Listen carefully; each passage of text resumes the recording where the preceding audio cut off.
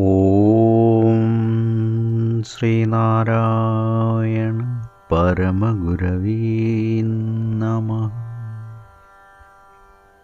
സുപ്രഭാതം. 1114 ദിവസമായ ഇന്ന് 2024 ജൂൺ മാസം 2 തീയതി ഞായറാഴ്ച. 1199 ആണ്ട് ഇടവമാസം 19 തീയതി. ഗുരുവചനങ്ങളിലൂടെ രുദ്രാക്ഷം കുറെ ഉരച്ച് പച്ചവെള്ളത്തിൽ കുടിക്കുന്നത് നന്നായിരിക്കും. ഗുണമുണ്ടാകാതിരിക്കുകയില്ല. ഒരു ഔഷധമാണത്. ഇപ്പോൾ രുദ്രാക്ഷം വെള്ളിയും പൊന്നുമായി മാറിയിരിക്കുകയാണ്. അനാവശ്യ ചെലവുകൾ ചെയ്യുന്നതിനുള്ള വാസന ഉപേക്ഷിക്കണം. ശ്രീനാരായണ ഗുരുദേവൻ.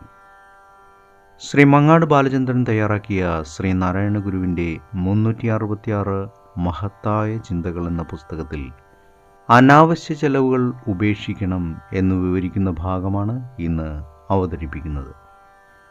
രുദ്രാക്ഷം കുറെ ഉരച്ച് പച്ചവെള്ളത്തിൽ കുടിക്കുന്നത് നന്നായിരിക്കും. ഗുണമുണ്ടാകാതിരിക്കുകയില്ല.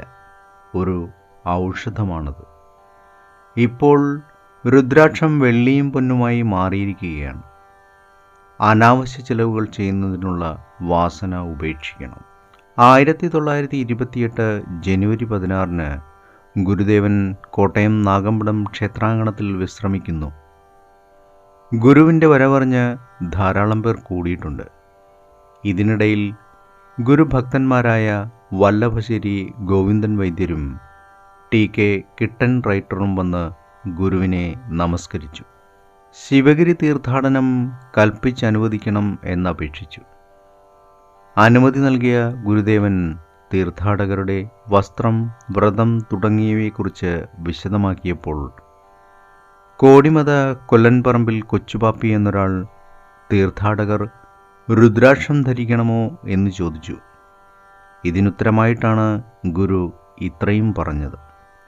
4 ദിവസമായി ആഹാരം കിട്ടാതെ കുഴഞ്ഞു കിടക്കുന്ന ഒരു സാധുവിൻ്റെ കഴുത്തിൽ ഒരാൾ ഒരു പളുങ്കുമാല വാങ്ങി അണിയിച്ചു കൊടുത്തിട്ട് പറയുന്നു, നിനക്കിത് നന്നായി ചേരുന്നുണ്ട്.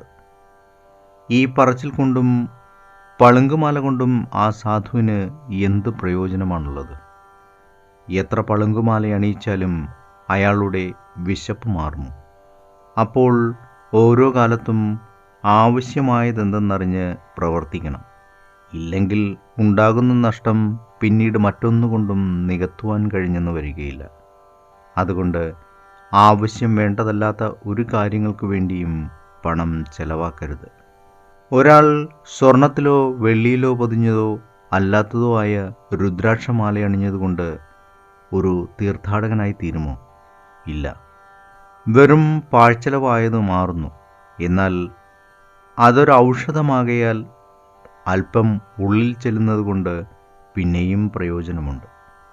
ശുദ്ധികളും സൽപ്രവൃത്തികളുമാണ് ഒരാളിനെ യഥാർത്ഥ തീർത്ഥാടകനാക്കി തീർക്കുന്നത്. അതറിയാതെ എന്ത് ധരിച്ചാലും ആ ധാരണ കൊണ്ട് ഗുണമില്ലെന്നറിയണം. ഏവർക്കും നന്മ നിറഞ്ഞ ഒരു സുദിനമായിരിക്കട്ടെ എന്ന് ആശംസിച്ചുകൊണ്ട് നിർത്തുന്നു. നന്ദി, നമസ്കാരം. ഗുരുധർമ്മം ജയിക്കട്ടെ. ശബ്ദം നൽകിയത് സുജീഷ് മഹേശ്വരി.